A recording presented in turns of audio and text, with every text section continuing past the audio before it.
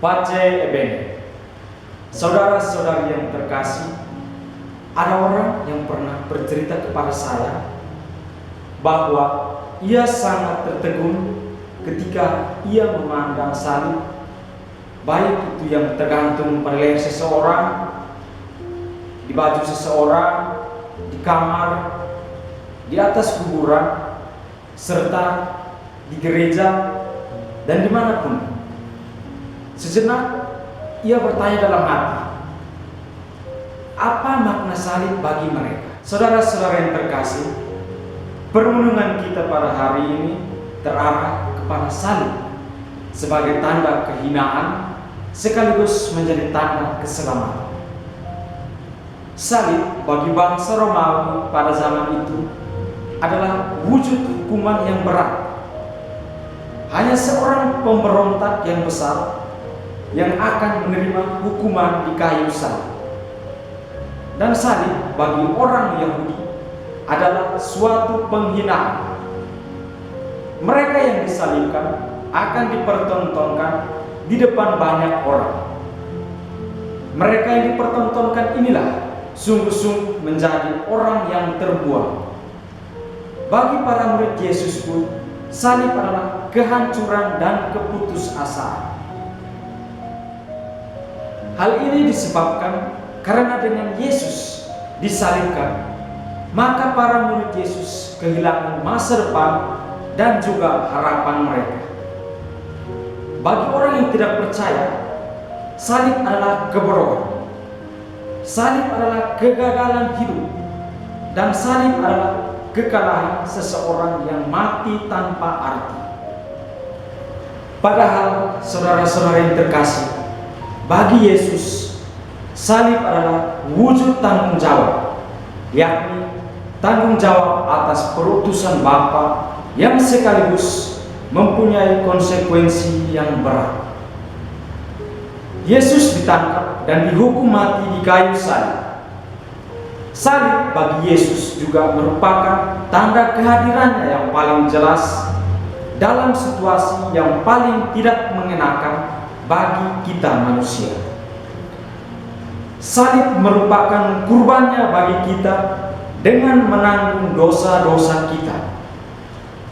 Maka salib Yesus merupakan wujud cintanya kepada Bapa dan kepada kita manusia. Para saudara dan saudari yang terkasih, ketika memasuki dan keluar dari gereja, kita selalu membuat tanda salib. Saya yakin bahwa sudah berapa puluh kali, berapa ribu kali kita membuat tanda salib. Maka, apa makna salib bagi kita? Lalu, mengapa kita harus mengawali tanda salib dari dahi kita?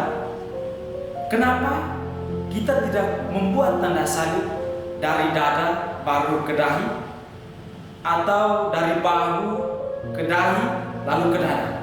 Saudara-saudari, menurut Santo Fransiskus dari Sales, tanda salib mempunyai makna spiritual, yakni tanda salib yang diawali dari dahi merupakan Bapa yang awal dari segala-galanya.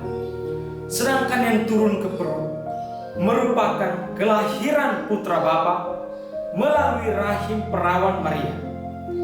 Lalu dari bahu kiri ke bahu kanan adalah salah satu bentuk pengarahan kita dari segala kejahatan, segala dosa kepada kebaikan. Maka saudara-saudari, kalau kita membuat tanda salib, sesuailah dengan apa yang diajarkan oleh gereja. Jangan kita selalu membuat tanda salib menurut versi kita sendiri. Ingatlah para saudara-saudari bahwa tanda salib merupakan doa awal bagi orang Katolik. Di salib, Yesus mengorbankan dirinya demi cintanya kepada kita. Maka kita sebagai umat Allah pun harus berkorban dalam hidup kita setiap hari kepada sesama kita sebagaimana Yesus sendiri berkurban bagi kita. Berkurban adalah sebuah kata yang mudah diucapkan, namun sulit untuk dilakukan.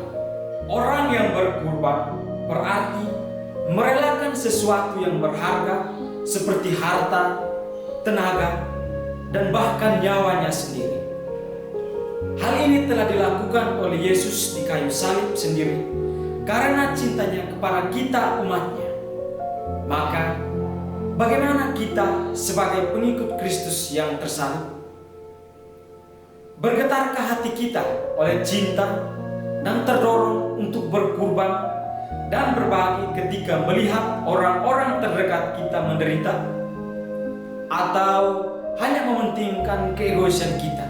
Saudara-saudari yang terkasih, seperti Kristus mengorbankan dirinya demi cintanya kepada kita, maka marilah kita pun sebagai umat Allah berbuat demikian seperti Yesus yang mengorbankan dirinya karena cintanya kepada kita, dengan peduli terhadap orang-orang terdekat kita yang menderita, yang membutuhkan pertolongan akibat musibah, mereka yang sakit, yang terpinggirkan, agar kita dapat mampu membalas cinta Kristus lewat sesama sebagaimana cintanya kepada kita di atas kayu salib.